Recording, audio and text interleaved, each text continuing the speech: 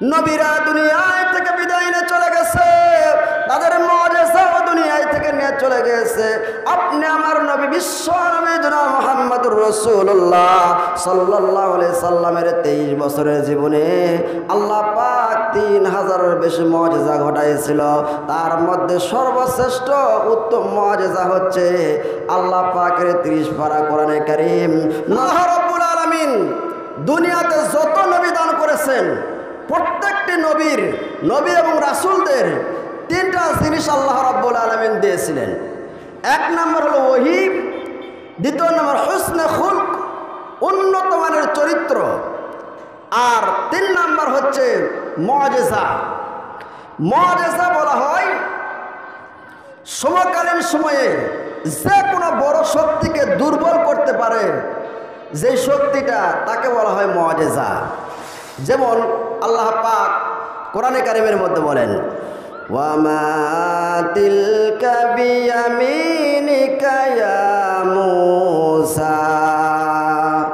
মূসা আলাইহিস সালাতু ওয়াস সালামকে আল্লাহ রাব্বুল আলামিন ডাক দিয়ে বলেন, মূসা তোমার হাতের মধ্যে কি? তোমার ডান হাতের মধ্যে ওটা কি? আল্লাহ রাব্বুল আলামিন হযরতে মূসা আলাইহিস সালাতু ওয়াস সালামকে মুজিজা দান করেছিলেন। মূসা আলাইহিস সালাতু ওয়াস সালামের হাতের মধ্যে ছিল লাঠি। আল্লাহর পয়গম্বর মূসা আলাইহিস সালাতু ওয়াস সালাম বলেন, আল্লাহ আমার হাতের মধ্যে লাঠি আছে।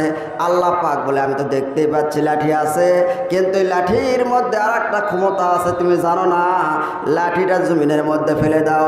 লাঠি জমিনের মধ্যে ফেলে দেওয়ার সঙ্গে সঙ্গে হিয়া হাইয়াতুন তাসা, বিশাল বড় একটা অজগর সাপ হয়ে যায়। জোরে বলো সুবহানাল্লাহ। আল্লাহর নবী মূসা আলাইহিস সালাতু ওয়াস সালাম ভয় পেয়ে গেলেন। মূসা আলাইহিস সালাতু ওয়াস সালাম ভয় পেয়েছে।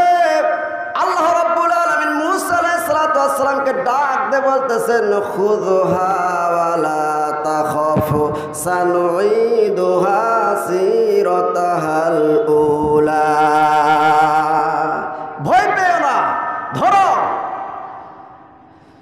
ধরার সঙ্গে সঙ্গে আমি রব্বুল আলামিন এই সাপটাকে আবার লাঠি রূপান্তর করে দিব।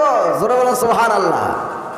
কারণ তুমি গিয়েছো ফেরাউনের কাছে দাওয়াত নিয়ে, একটা প্রতিষ্ঠিত সরকারের বিরুদ্ধে তোমার আমি আল্লাহ রাব্বুল আলামিন পাঠিয়ে দিয়েছি। আমি আল্লাহ তোমার একা একা ছেড়ে দেই নাই, আমি রব্বুল আলামিন তোমার সাথে আছি। সুবহানাল্লাহ। মূসা আলাইহিস সালাতু ওয়াস সালামের এই মুজিজা ছিল। হযরত ঈসা আলাইহিস সালাতু ওয়াস সালামের মুজিজা ছিল জন্মবন্ধ কুষ্ঠ ব্যক্তির গায়ের মধ্যে হাত দেওয়ার সঙ্গে সঙ্গে, জন্মবন্ধ ব্যক্তির চোখের উপর হাত দেওয়ার সঙ্গে সঙ্গে, কুষ্ঠ ব্যক্তির গায়ের মধ্যে হাত দেওয়ার সঙ্গে সঙ্গে জন্মবন্ধ কুষ্ঠ ব্যক্তি মিলেছে ভালো হয়ে যাইত। সুবহানাল্লাহ।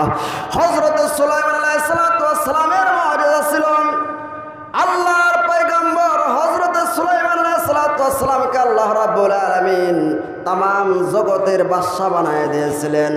কোরআনে কারিমের মধ্যে এসেছে হযরত সুলাইমান আলাইহিস সালাতু ওয়াস সালাম তার যে সিংহাসন ছিল, তক্তা ছিল, ওই তক্তার উপরে উঠে বসতেন বিনা ইঞ্জিনে বিনা মেশিনে।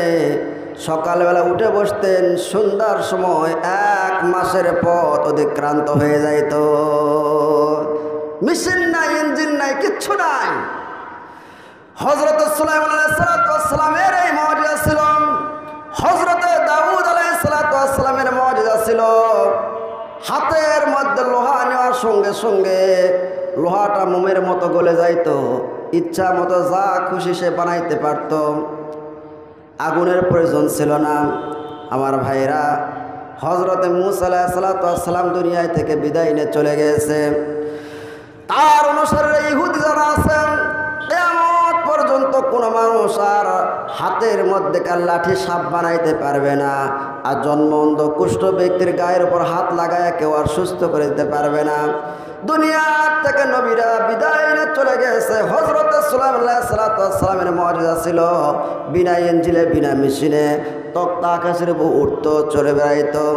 মানুষরা বিনা ইঞ্জিন বিনা মেশিনে আর কেউ আকাশে উঠতে পারবে না।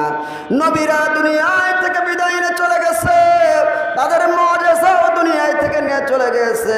আপনি আমার নবী বিশ্ব নবী জনাব মুহাম্মদুর রাসূলুল্লাহ সাল্লাল্লাহু আলাইহি সাল্লামের 23 বছরের জীবনে আল্লাহ পাক 3000-এর বেশি মুআজিজা ঘটাইছিল।